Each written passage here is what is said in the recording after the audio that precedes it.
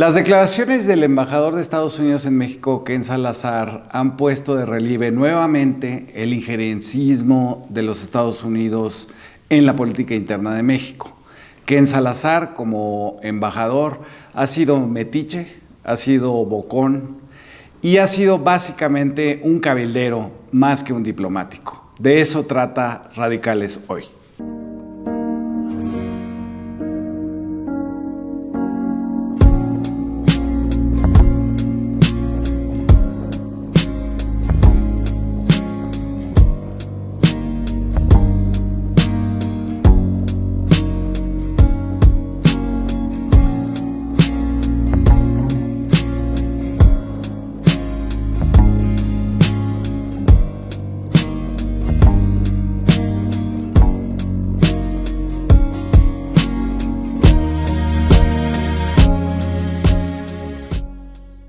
Las declaraciones de Ken Salazar intrometiéndose en política interna de México como embajador han revelado una vez más el injerencismo de los Estados Unidos en política interior de México. Ya se había dado en el caso de la reforma judicial, donde además se contradijo el embajador. Primero dijo que estaba de acuerdo, luego dijo que no estaba de acuerdo. Él ha sido durante toda su vida un cabildero de la industria energética y se comportó como tal en su segunda versión, digamos. Y ahora estas nuevas declaraciones que son arteras, que son mezquinas, porque dice algo de López Obrador cuando ya López Obrador no se puede defender, diciendo que fracasó su estrategia de abrazos no balazos, diciendo que rechazó 32 millones de dólares para quién sabe qué, que no especifica, a cambio de qué, que tampoco especifica. Y yo decía, bueno, lo que le puedes contestar a un embajador así es, agarre usted sus 32 millones de dólares y aplíquelos en programas para adictos en los Estados Unidos, que ese es el principal problema entre México y Estados Unidos. Pero, ¿tú cómo ves, maestro Quintanar, esta situación? Creo que habría que hacer un corte de este modo. Si hay algo constante en la historia del siglo XX y del siglo XXI y probablemente parte del siglo XIX, es la injerencia de Estados Unidos en el mundo. Es una cuestión que viene tanto de su nacimiento como potencia desde que se independizaron en fines del siglo XVIII, y de esta idea todavía muy inglesa, porque hay que recordar que son una colonia inglesa en algún momento, esta idea de que solo hay una manera de entender el mundo, una manera iluminista, presuntamente progresista, liberal, y que esa tiene derecho a ser expandida por todo el orbe. Creo que eso es una constante que nadie puede poner en duda. Lo que no ha sido constante es cómo esa potencia tiene su relación con México, que es una relación excepcional en el mundo, por la frontera tan problemática que existe entre ambas naciones y por el hecho de que la política interna de ambos países tiene influencia recíproca. Parecería que no, a pesar de la asimetría, a pesar de que son países con alcances, condiciones, poder muy, muy distintos. De todos modos, lo que puede ocurrir en México puede tener incidencia en los Estados Unidos y se sabe que en muchos aspectos hay que tratar a México como un par y como un socio y no como un subordinado nada más. En esa medida, pues hay una gran constante en el caso mexicano con respecto a Estados Unidos, que es la siguiente. Ya lo hemos mencionado en otros programas aquí en Radicales, en el sentido de que México fue capaz, en el siglo XX, de más o menos tener una línea independiente en su política exterior respecto a la injerencia de Washington. Cuando digo relativamente independiente, significa que no era tampoco soberana y absolutamente autónoma, no, pero México tuvo una particularidad que los demás países de América Latina no tuvieron, que fue la estabilidad política.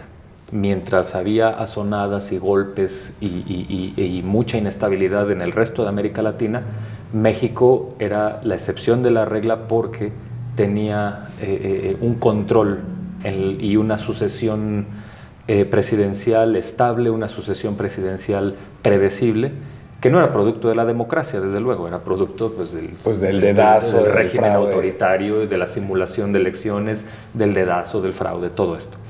Pero Estados Unidos siempre vio como deseable eso, porque esa estabilidad les parecía preferible a lo que pasaba en el resto de la región.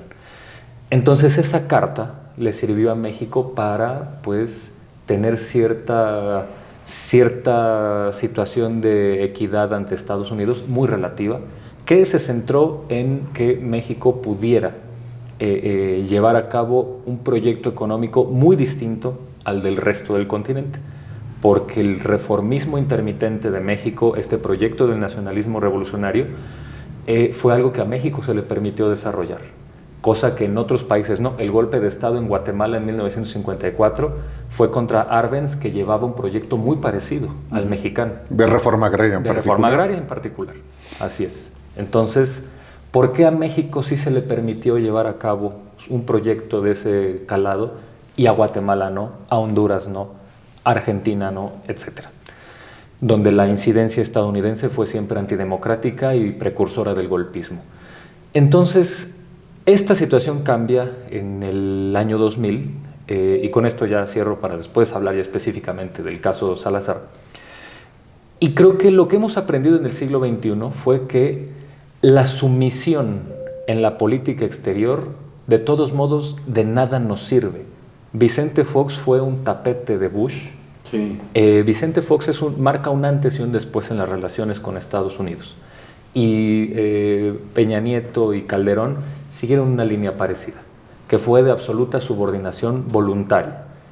Y la intención de Fox era sumarse por completo a la doctrina de Bush, que fue fundamentalmente para tratar de construir el ALCA, un acuerdo regional económico liberal donde Estados Unidos llevara la vanguardia. Y Vicente Fox se sumó como un vocero arrastrado de esa visión, y no le sirvió de nada. La agenda de México era a favor de un acuerdo migratorio donde se le diera a los trabajadores mexicanos en Estados Unidos ya plenos derechos, visas de trabajo y una construcción de seguridad en la frontera entre ambos países. Nada de eso se logró, a pesar de esa subordinación.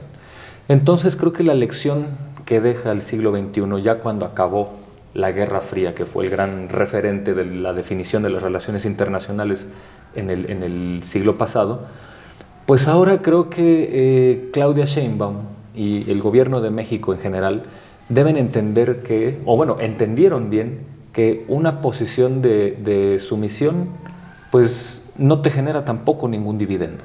Entonces, pues hay que saber qué cartas jugar, qué cartas negociar, porque de ese modo se puede lograr cierta distancia sana y también cierta cercanía sana en las cosas que se requieran con los Estados Unidos. Y ya en mi siguiente intervención me parece que puedo ya decir específicamente una lectura sobre Ken Salazar. Quería yo abrir Que sería como el extraño retorno de Ken Salazar. ¿Te acuerdas de la telenovela? El extraño retorno de Diana Salazar. Aquí ya es la inminente fuga de Ken Salazar. Ken Salazar convoca a esta conferencia de prensa el miércoles 13 de noviembre, exactamente el día en que cumple años el expresidente Andrés Manuel López Obrador, prácticamente una semana después del triunfo de Donald Trump en la elección estadounidense, y lo hace en momentos en que ha perdido una de sus más recientes batallas, la última diría yo, que es la reforma al Poder Judicial de la Federación, en la que se entrometió de manera tan definitiva y que resultó en un fracaso junto con todos sus compinches locales. Esos compinches locales a los que me refiero son los de siempre. son los que se sienten muy a gusto con el tutelaje del imperio. Es que el imperio ya no existe. Es un imperio militar, el de Estados Unidos.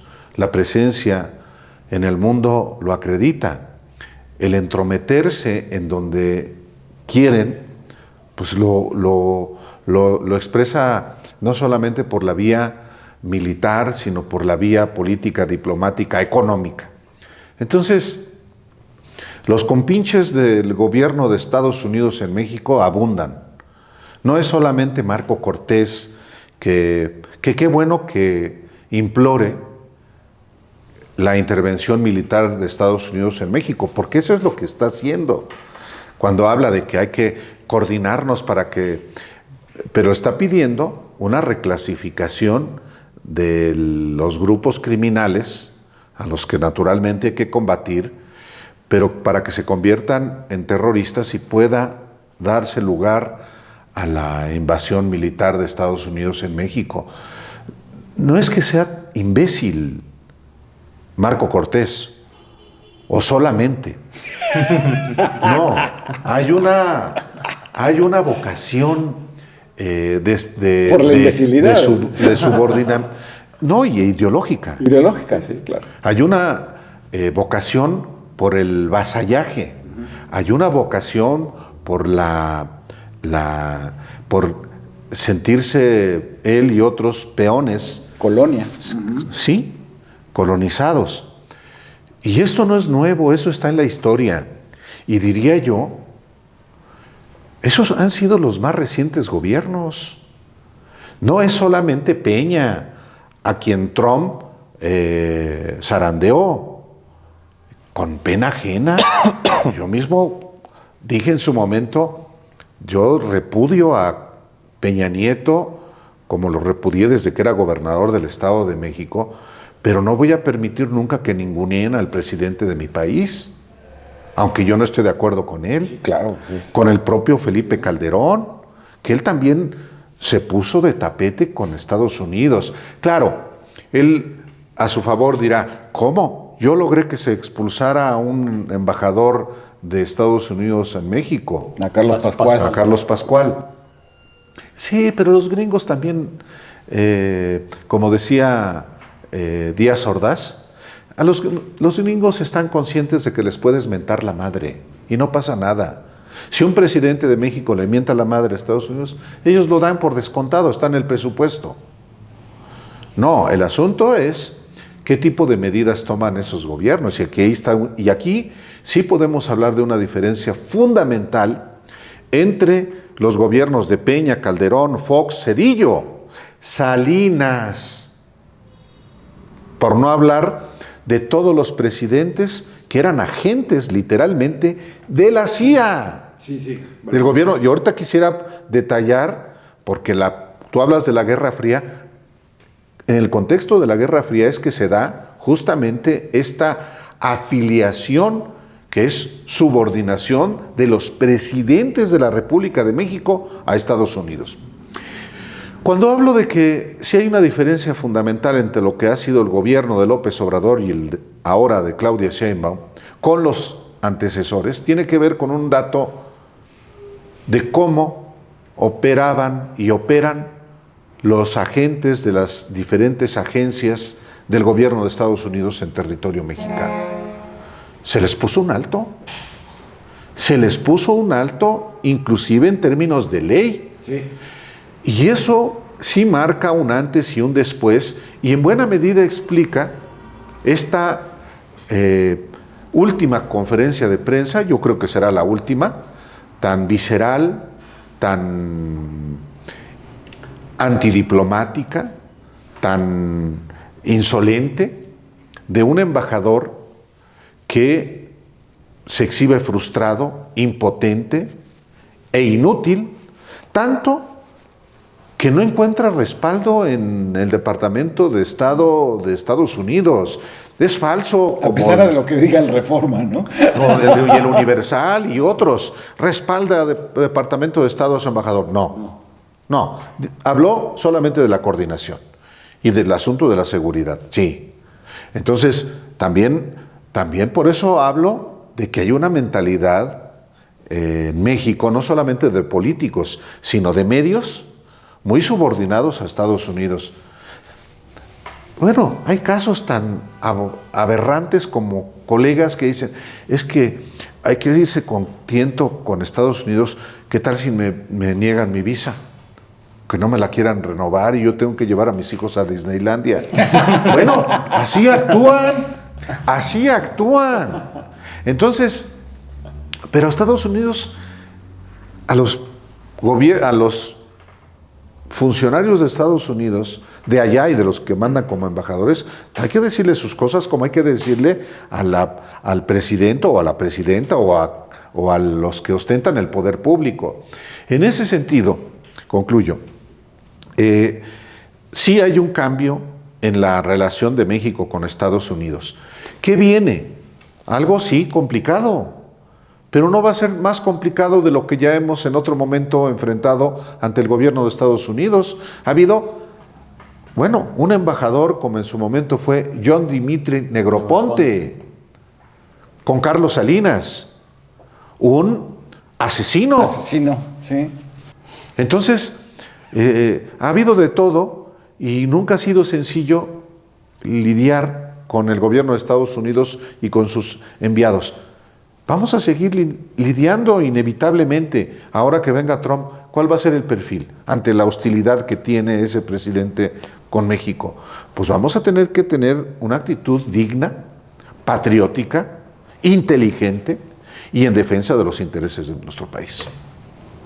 Pues sí, hay muchas cosas que ustedes dos han dicho que me interesaría abundar, pero me parece que sería más útil pensar, digamos, qué es lo que está presionando tanto este grupo, digamos, de Acción Nacional, Lili Téllez, Marco Cortés, etcétera, diciendo que se reclasifique la existencia de esto que llamamos cárteles, que también había que poner en duda esta idea, digamos, de esta pirámide, ¿no?, como empresarial que llamamos cártel y que en realidad es una red que abarca Estados Unidos y Canadá de distribución, lavado de dinero, etcétera, donde si le quitas una parte vuelve a crecer por otro lado y se comporta como una red. En realidad lo que están diciendo es reclasifiquen esto, que no entendemos ni siquiera bien cómo poder combatir, como terrorismo y por lo tanto ponernos en la misma situación que estaba Medio Oriente después del 11 de septiembre. Hay que recordar que, por ejemplo, uno de los socios de las empresas de García Luna en Estados Unidos, en Miami, fue el que secuestraba saudíes, iraquíes, afganos, etcétera, los secuestraba, los abducía, digamos, los llevaba a prisiones secretas en Sumatra, en islas del Pacífico, que después usaron Guantánamo para eso, pero cuando todavía ni siquiera tenían Guantánamo, habilitada como cárcel de terroristas, y los torturaba y los grababa, y entonces ellos pues hacían declaraciones y de ahí sacaban sus, digamos, métodos para supuestamente dar con Bin Laden, combatir a los terroristas que estaban planeando nuevos ataques a Estados Unidos. Esto, por supuesto, resultó en que muchos de estos secuestrados pues no eran terroristas, sino que pues al final, después de la tortura, acababan diciendo que eran terroristas. Y eso es a lo que nos están exponiendo estos que dicen que se clasifique como terrorismo a estos carteles del narcotráfico, es decir, a un poco lo que se ensayó con el Mayo Zambada. Es decir, que un gobierno extranjero como el de Estados Unidos llegue sin avisar, secuestre con una negociación ahí que todavía no sabemos, ni creo que no vamos a saber nunca, cómo fue entre la DEA... Se sabrá. te lo aseguro. Bueno, entre la DEA, yo puedo especular, digamos, que fue entre la DEA y los Chapitos para entregar al Mayo Zambada y llevarlo a los Estados Unidos como un trofeo. Un trofeo, ¿no? Sí. De la propia DEA, justo en un cambio de gobierno, ¿no? Para tener algo que demostrar frente a Donald Trump, que ha sido, digamos, crítico con las agencias, desde el FBI, la CIA, la DEA, porque gastan mucho dinero y no tienen como muchos resultados, ¿no? Lo que tienes en realidad con las agencias en Estados Unidos es que se han convertido en poderes autónomos que le facilitan las excusas al Congreso, al presidente de los Estados Unidos, es decir, son las agencias las que están haciendo ese trabajo, están, digamos, tuteladas por una secrecía, ¿no? Hay secreto en torno a la información que obtienen, cómo la obtienen, cuáles son sus actividades encubiertas, y entonces pues es un asunto de las agencias. Eso es exactamente lo que están pidiendo los de Acción Nacional al pedir la reclasificación. Y el extraño retorno de Ken Salazar viene justo en ese contexto, de decir, yo como embajador de Estados Unidos en México les puedo decir que no funciona atacar las causas de la delincuencia y que la culpa es de López Obrador porque no aceptó la ayuda de los Estados Unidos. Yo lo decía un poco en la introducción y con esto termino, tú dices, se va a saber, hay que preguntar, esos 32 millones que son nada, ¿a cambio de qué era y para qué eran? ¿No? Si eran para armas, si eran, ya tuvimos Rápido y Furioso con Felipe Calderón, la iniciativa Mérida. La iniciativa Mérida, ¿no? Puras helicópteros viejos, son las obras, efectivamente. Bueno, acuérdense de los tanques que habían de la Primera Guerra del Golfo que México adquirió y después trataron de usar cuando Zedillo, en la entrada del ejército a la zona zapatista, que se hundían en el lodo de las cañadas porque estaban hechos para la arena del desierto, ¿no? Entonces, bueno, todo eso, digamos, lo tenemos que saber, es decir, cuál es, y digamos, en todo esto, Joe Biden se mantiene callado, el Departamento de Estado no apoya al embajador norteamericano en México y puede ser simplemente como una prueba final, digamos, de tirar ahí una molotov en la puerta antes de irse, ¿no? Creo que podemos decir lo siguiente, o sea, la postura de gente como Marco Cortés, en el fondo lo que parece decir es, aceptemos que Estados Unidos intervenga en México bajo la premisa de que seguramente ellos sí saben cómo combatir a los criminales, al narcotráfico. Bueno, hay que mirar a Estados Unidos y observar que el problema de adicción que tienen es tremendo. Y hay otra cosa, si la idea de combatir frontalmente con una técnica belicista a los criminales, al narcotráfico, una pregunta que se hacía Luis Javier Garrido desde 2007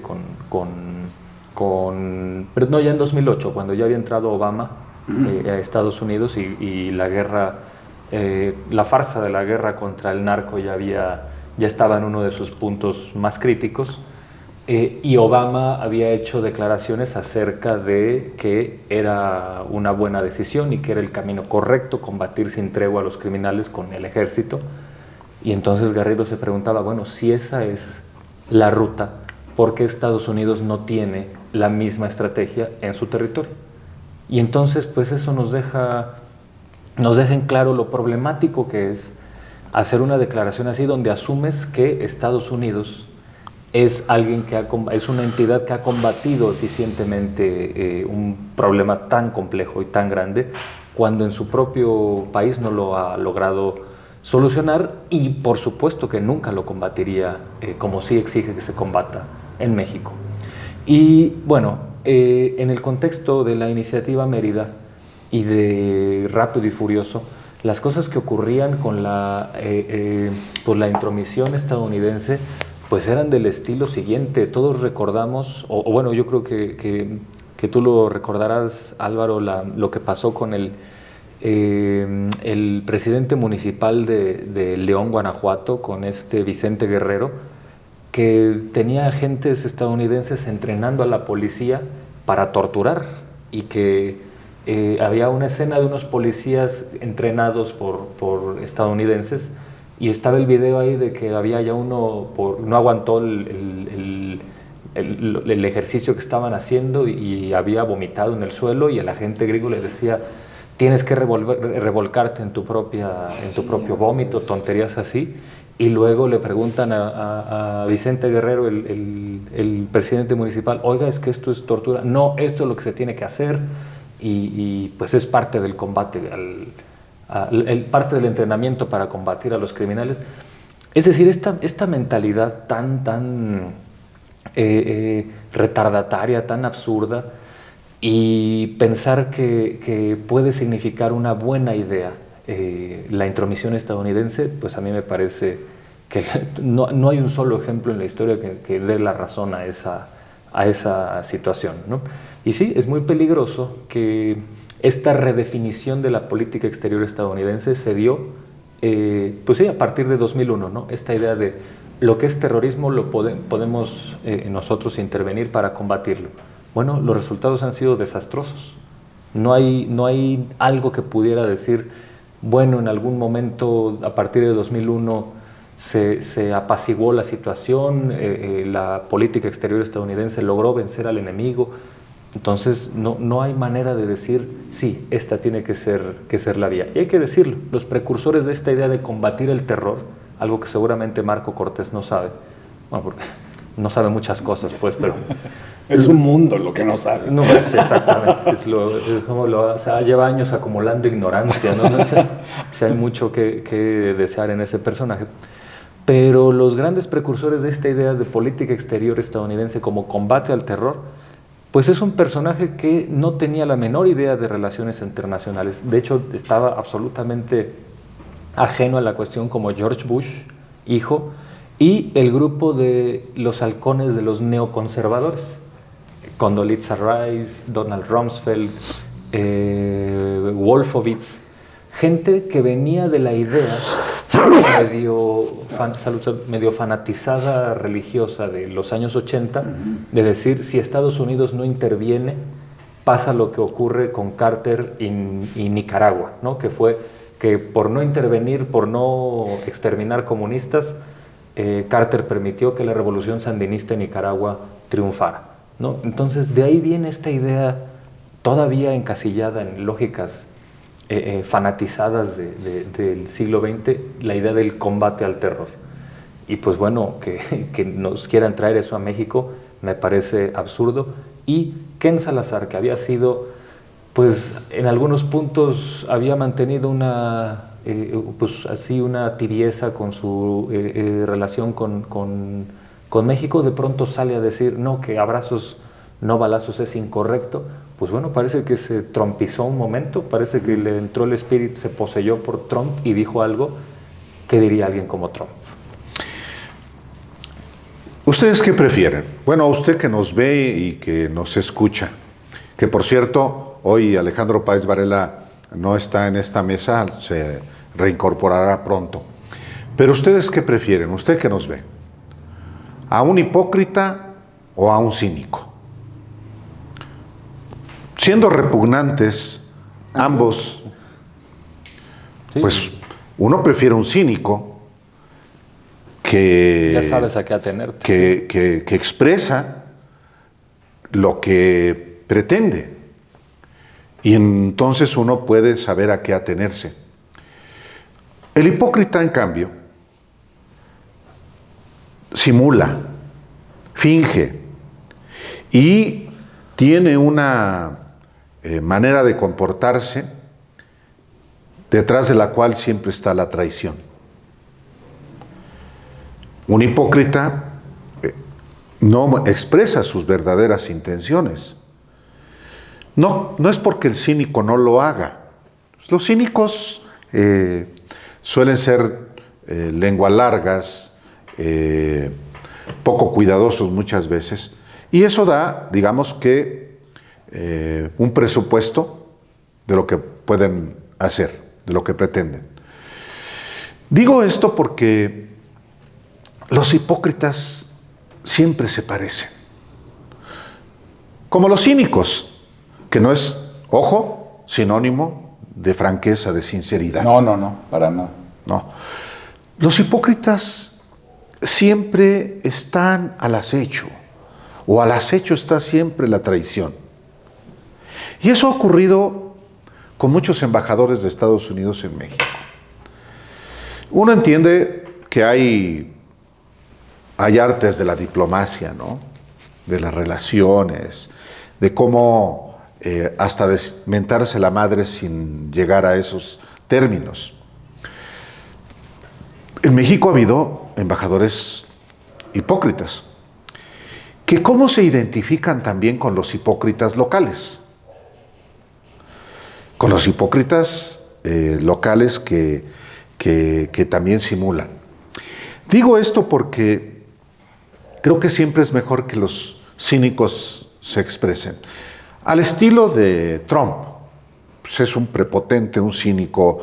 No es sincero tampoco le podemos hallar a alguien que sea claridoso, sincero. No. Pero es ¿por qué? Porque hay la prepotencia, el ánimo de querer hacer menos. Y eso es lo que también en otro momento otros embajadores han expresado. Someter. Y lo han logrado en muchos sentidos. Ya no es necesariamente por la vía de lo militar, pero someter buscan. Hay un rasgo que a mí me llama la atención del gobierno de Biden en su etapa final, que es muy parecido a Trump. La operación, que a estas alturas difícilmente no puede uno pensar que se trató de una operación planificada del gobierno de Estados Unidos para capturar a un narcotraficante mediante un arreglijo con el hijo de otro narcotraficante preso en Estados Unidos, tiene que ver con eso. Esta operación, de la que seguramente tenía conocimiento pleno Ken Salazar, y de la que seguramente López Obrador sabía, pero que no podía, por esa falta de elementos de cómo se armó, y por eso la insistencia de que debía informar a Estados Unidos, pues es que es parte de lo que inevitablemente vamos a enfrentarnos permanentemente. A hipócritas y a cínicos, falsarios los dos, en la relación de México contra Estados Unidos. Y entonces, muchas veces esas conductas de los estadounidenses son facilitadas por los de aquí, por los locales, por esta mentalidad colonizada, hasta en términos de educación y de anhelo, que muchos quieren parecerse a los gringos. Y hay cosas que hay que aprenderle sin duda a los estadounidenses. Pero es interesante cuál es la idea que tienen, porque pues parecerse a los gringos, ¿a cuáles? ¿A los afroamericanos? ¿A los mexico-norteamericanos? ¿Cómo crees que ¿A los chinos? No, a los negros no, a los migrantes. A los blancos de los trailer parks. A los blancos. De los trailer parks o los de las casas de campaña, al ¿no? fentanilo en Virginia. No. En realidad a los Trump. A esos, ¿no? A los blancos. Que viven en lugares penthouses, dorados. Sí, que van a Miami, que en Miami traen vehículos, ¿cómo se les llama? Convertibles o descapotados. Bueno, ajá. Sí, bueno, es Miami. Sí. Es con rubias despampanantes al lado, yendo a... Sí. Digo, ese es un alelo. que lo tienen muchos. Digo, también me gusta ir, sí. Pero pues es muy padre ir a Nueva York, pues nomás faltaba que no, otros lugares muy padres. Pero quererse parecer a los estadounidenses, eso es otra cosa. Bueno, por eso encuentra en un sector de los mexicanos un apoyo, expresiones como las de Ken Salazar, sobre todo los odiadores de López Obrador. Vino a decirle sus verdades. Y yo lo decía el miércoles después de la conferencia de prensa en el programa, bueno, es que hay que observar que cómo la derecha está actuando, porque la agenda que esa derecha está impulsando no está siendo tan exitosa. Y cuando hablo de la derecha, decía entonces y lo reitero ahora, no hablaba solamente del PRI y del PAN, ni de los medios, ni de los intelectuales, ni de los académicos, sino de otros poderes fácticos con la misma agenda. La Iglesia. El gobierno de Estados Unidos con Ken Salazar. Por supuesto que la Iglesia Católica. Resulta que la conferencia de prensa de Ken Salazar se produce después de que la presidenta Claudia Sheinbaum se reúne con la conferencia del episcopado mexicano, la cúpula del clero mexicano. Y le expresan ahí sus preocupaciones sobre la inseguridad. Hasta el día siguiente, el día de jueves, retoman el asunto de abrazos, no balazos, que no funcionó. Y entonces el ecosistema mediático de la derecha lo potencia. Bueno, esa es la derecha y por eso encuentra uno la manipulación de lo que dijo el Departamento de Estado. Lo que digo es, el gobierno estadounidense ha operado en México a través de su embajada y a través de agencias, siempre con la complacencia de sus aliados locales. Y eso va a continuar en la historia. Entonces, en el siguiente tramo voy a irme un poco antes de estos años para acreditar hasta qué punto son capaces los estadounidenses con los vendepatrias de México. Sí, pues tienen aquí aliados efectivamente colonizados mentalmente con esta idea de ser Miami, ¿no? Que es una cosa latinoamericana, ¿no? Porque también, por ejemplo, si tú hablabas con la oposición en esa época a Hugo Chávez, los antichavistas en Venezuela, pues su referente era Miami. Miami. ¿No?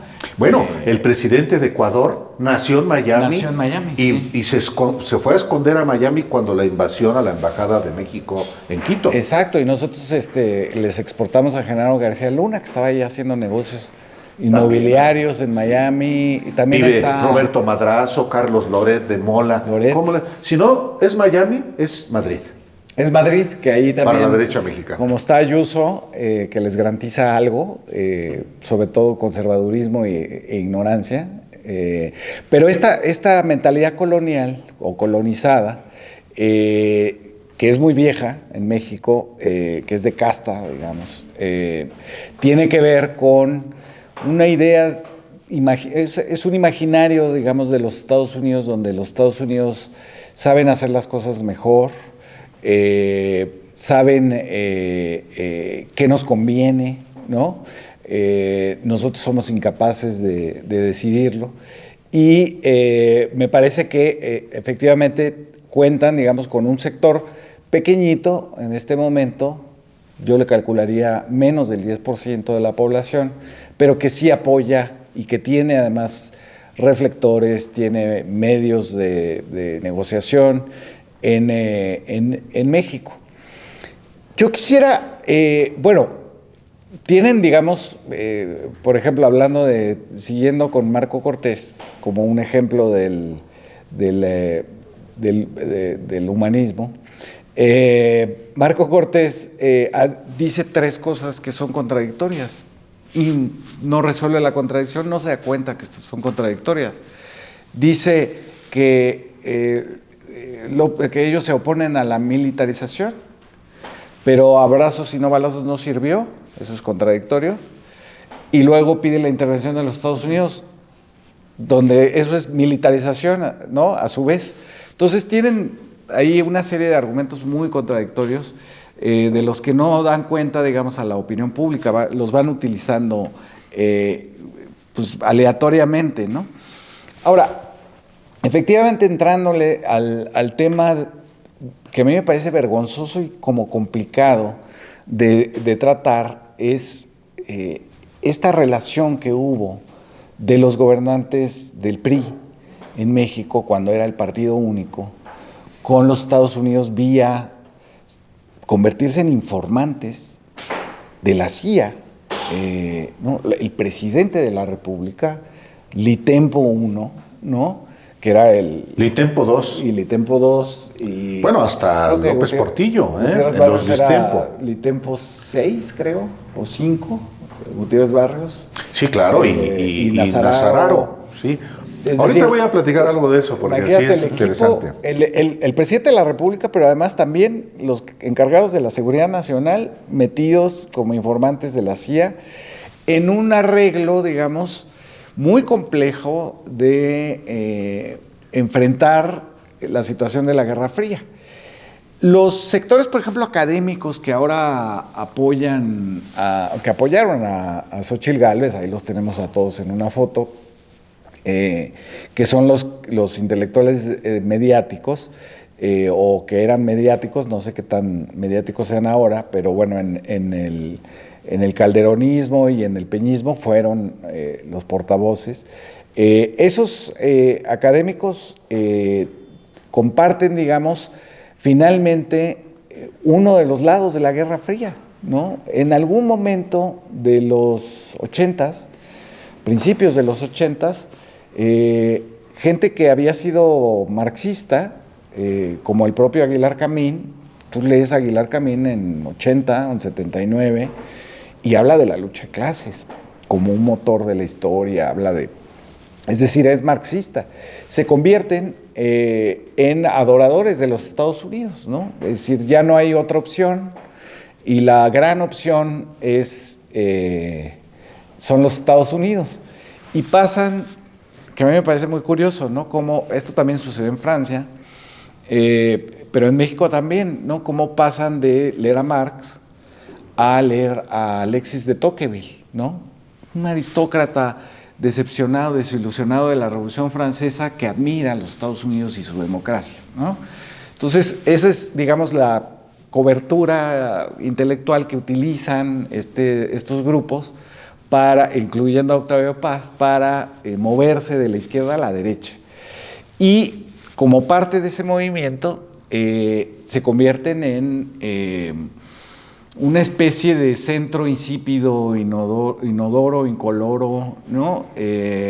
Donde pues, en realidad hay una renuncia a pensar, hay una renuncia a criticar, ¿no? Y simplemente se establecen, digamos, como un aval de los Estados Unidos en lo que se consideró la victoria de la Guerra Fría, que le había dado finalmente la razón a Ronald Reagan y a Thatcher.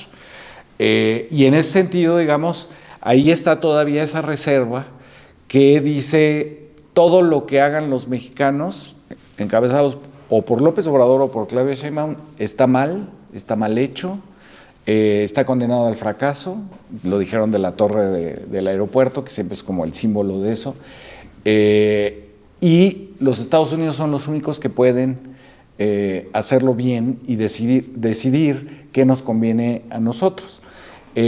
Cuando, y yo estoy de acuerdísimo con el argumento del maestro Quintanar, cuando no han demostrado nada en su lucha contra el terrorismo, las drogas, la pacificación de su propio país, que tiene un número ya incalculable de disparos al día, ¿no? Hay gente que dispara en los Estados Unidos al día por miles, ¿no?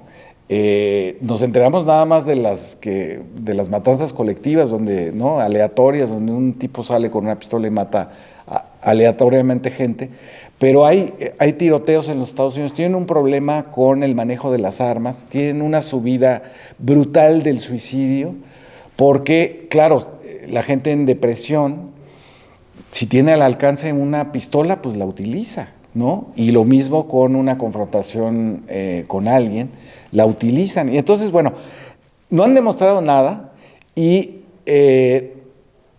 Trump es, digamos, la quintaesencia de esto. Es un señor que básicamente desde mediados de los 90 ha perdido en todas las batallas, salvo en elecciones, que sí gana. Ha perdido en todas sus batallas financieras, por las deudas, en la compraventa de inmuebles, no sé qué, pero siempre tiene la capacidad de girar el asunto a su favor y decir que ganó. Bueno, yo retomo este hilo sobre estos ideólogos de este centro inodoro. Yo sí los veo cargados a las derechas, aunque ellos mismos renieguen de eso.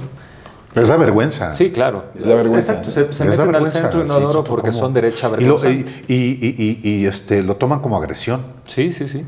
Lo toman como agresión. Sí, bueno, pues es que... Bueno, si toman como agresión que les digas candidata del PRIAN, no dice Xochitl que es una ofensa, pues ¿con quién se alió? Pues No, el PRI con el PAN. Sí. O los Aguilar Camín. ¿Cómo es un PRIAN? ¿Cómo que el PRIAN? Pues porque no está... Primo hermano, primo hermano, pues nada más ve las siglas que tú mismo, vuelve a leer tu desplegado de julio del 2020 y primo hermano, ¿a poco no sabías de las reuniones de Claudio X González con el PRIAN? Pues si estuviste ahí, ¿no? No, pues sí, o sea, lo que realmente les ofusca es que se sepa el que se les exhiba. Sí, ese es el asunto. Sí, por supuesto. Y volvemos a estos malos cálculos que han hecho. Cuando siempre es bueno regresar a esta recta final del siglo XX porque sí es necesario decir que muchas inercias que se supone iban a acabar con la Guerra Fría no acabaron. E insisto, esta política de atacar al terrorismo en realidad tiene sus raíces pues en esta recta final con gente que todavía estaba formada en uno de los picos más lamentables de la Guerra Fría. Y estos ideólogos que hicieron un muy mal cálculo porque cuando concluye la Guerra Fría con la caída del muro de Berlín, la disolución soviética, México está viviendo una excepción. Porque si bien el socialismo real está cayendo en el mundo, eso es innegable, en México en realidad las izquierdas están en ascenso.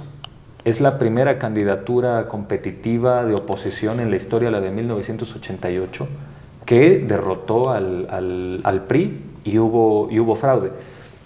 Lo digo en el siguiente sentido. América Latina fue el campo de batalla ideológica donde se puso por primera vez en entredicho la supuesta victoria cultural, económica y militar de Estados Unidos en la Guerra Fría. Primero con el ejército zapatista en 1994 y luego con el llamado giro a la izquierda latinoamericano. Todos estos gobiernos que con sus contraluces y demás mostraron que había ciertas alternativas creíbles al modelo económico imperante. Pero creo que sí es muy importante decir que todo esto tendría en México un referente con la victoria de Cárdenas en 1988 que no se reconoció. O sea, ese fue uno de los primeros casos en América Latina, si no el primero, de decir, a ver, esta hegemonía neoliberal, que al final esa fue la versión de Estados Unidos que ganó la Guerra Fría, ya el neoliberalismo, y el primer grito en contra del neoliberalismo vino en México.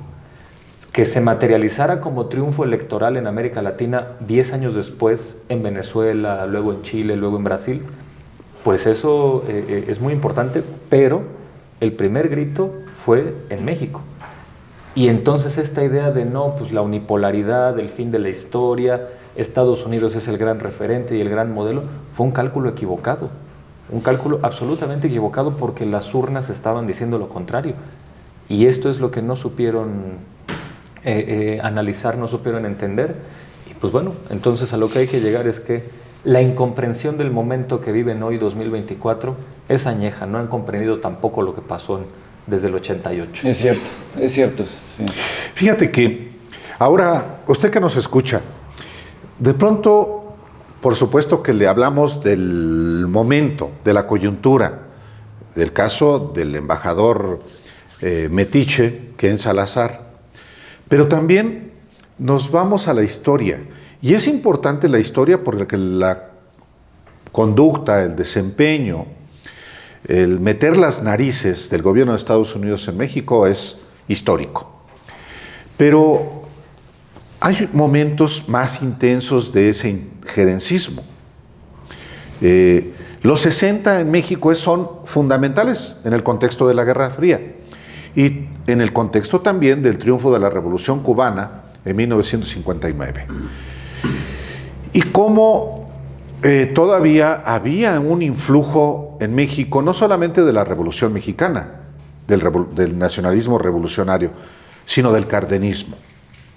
Pero con el triunfo de la Revolución Cubana, por supuesto que Estados Unidos, uno de los principales países que más el país que más le importaba era México. ¿Qué pasa en México en el 59, en el 60, en el 61, en el 62? En esos años. Bueno, hay primero un gobierno que se declara de extrema izquierda dentro de la Constitución. López Mateos, que finalmente en los hechos era un presidente de derechas.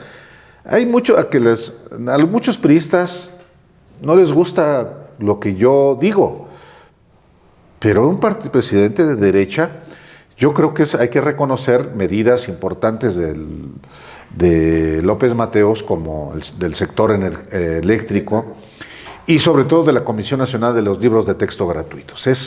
Y un financiamiento expansivo a la educación superior, sí.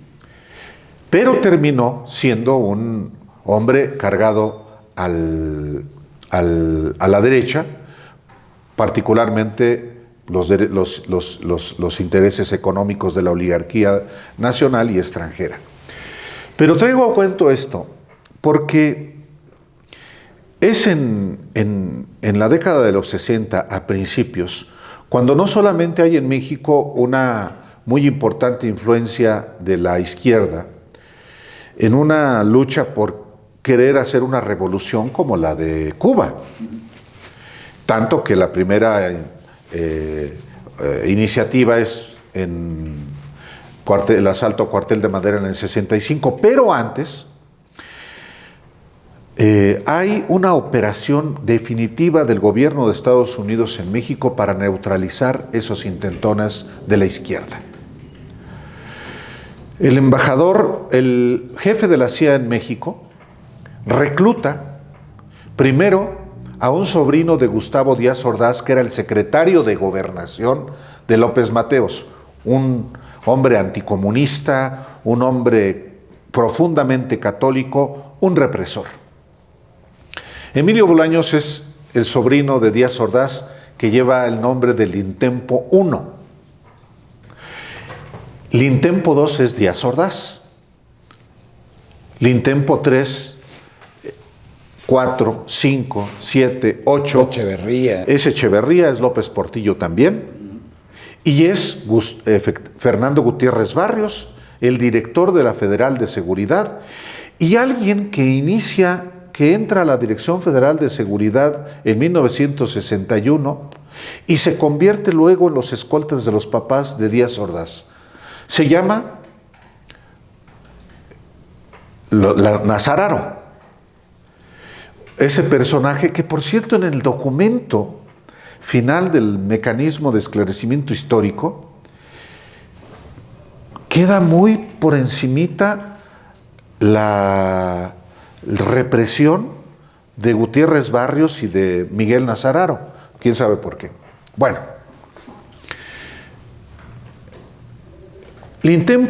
los Lintempos eran los presidentes de la República y los agentes de la CIA en México. No solamente presidentes de la República, sino los agentes de la Dirección Federal de Seguridad los mandos para la represión. En el libro Derecha, yo detallo cómo al mismo tiempo que había una operación Lintempo, había otras operaciones. Una de ellas es LIUF. ¿Qué es LIUF? Era el reclutamiento del gobierno de Estados Unidos a través de la CIA de las organizaciones de la extrema derecha. Como el muro, ¿no? Bueno, Muro era una expresión de la organización secreta, integrada por los tecos de la Universidad Autónoma de Guadalajara y ya era el Yunque en Puebla. Estas dos organizaciones, que eran una sola hasta 1965, estaban al servicio de la CIA. ¿A través de qué? De la Dirección Federal de Seguridad. Y esto sí es muy importante no perderlo de vista, porque esto no se sabe. Por eso lo consideré oportuno publicarlo en Derecho. O sea, nada más para clarificar, o sea, orgánicamente la Dirección Federal de Seguridad tenía estos grupos que eran a su vez financiados y entrenados por la CIA. Sí, era el grupo de choque de la CIA en México contra la izquierda. Y operaba no solamente la UNAM a través de Muro, en Puebla a través del Frente Universitario Anticomunista. Actuaban en muchas universidades, la Universidad Veracruzana, la Universidad de Guadalajara, no la Autónoma de Guadalajara, que es la de los tecos, sino la universidad pública. Operaban en universidades públicas, en la UAP en Puebla también. No solamente en la UPAE, bueno, no existía en aquel momento. La CIA estaba detrás de los grupos de choque que públicamente operaban, como el caso de Muro. Muro era una organización que surgió en 1961, pero quien la controlaba era la organización secreta. Muro desapareció, pero la organización secreta no. Es decir, las narices del gobierno de Estados Unidos estaban no solamente metidas en México con los presidentes y los gobiernos, sino desde las propias organizaciones estudiantiles, para neutralizarlas, manipularlas y servir como grupo de choque contra la izquierda. Eso está demostrado. Yo lo que publico son documentos de la CIA, desclasificados, que también revelan qué empresarios estaban metidos ahí. Uno de ellos, confeso, porque en su libro lo escribe, es Hugo Salinas Price, el padre de Ricardo Salinas Pliego, que él a su vez está generando redes de la extrema derecha también, que no hay que perder de vista, muy afines a Estados Unidos también. Entonces, para terminar, y yo lo recomiendo que puedan buscar en esta parte cómo en los 60, fundamentalmente en los 60, no solamente, pero fundamentalmente en los 60, la CIA operó de una manera que iba más allá de las autoridades, sino de los grupos de choque. Y termino diciendo que pues vamos a tener que lidiar con esto para toda la vida. Eso es inevitable. El imperio va a seguir ahí y nosotros vamos a seguir acá. ¿Cómo tener una relación digna, patriótica, inteligente, en defensa de los intereses de México? Pues con esos principios, creo yo. Sí, fíjate que tomo el hilo y vamos hacia adelante, ya con Trump, con la nueva presidencia de Trump.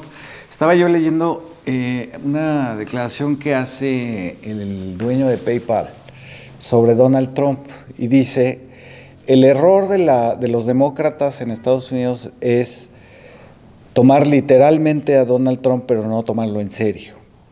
Lo que hay que hacer es al revés, se le toma en serio, pero no literal, ¿no?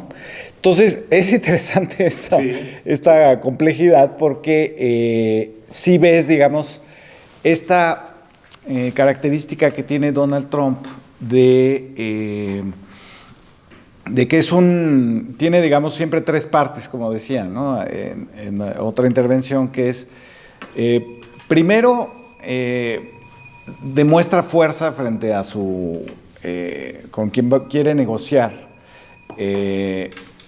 poniéndose por encima de él, ¿no? Siempre diciendo que él es mejor, él es más fuerte, más capaz, etcétera, más listo.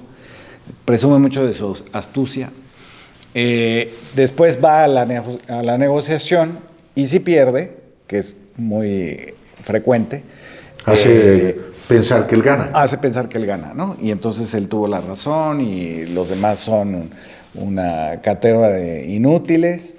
Y tiene, digamos, o ha tenido en su primer periodo presidencial, tuvo como enemigos de este tipo, que trataba de sobajar desde el principio para poder negociar, a México, pero también a China, también a Corea del Sur,